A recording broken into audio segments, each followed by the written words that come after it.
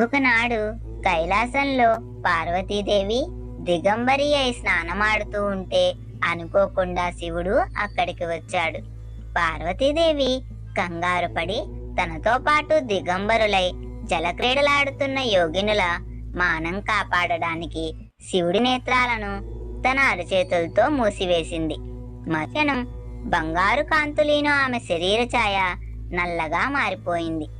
తన నల్లటి శరీరాన్ని చూసి బాధపడుతున్న పార్వతికి శివుడు అభయమిస్తూ, తన కళ్ళు సూర్యచంద్రులు అని, వాటిని మూయడం వల్ల ఆ క్షణంలో అకాల ప్రళయం సంభవించి జరిగిన జీవహింసా పాపం వల్ల ఆమె దేహం నల్లగా మారిపోయింది అని చెప్పి ఆ పాప పరిహారార్థం ఆమెను బాలిక రూపంలో కాత్యాయన మహర్షికి పుత్రికగా ఉండమంటాడు.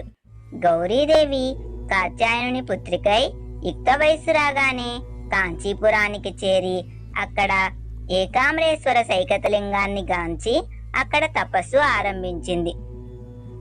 ఆ తపోజ్వాలలు కైలాసం దాకా వ్యాపించగా శివుడు కైలాసాన్ని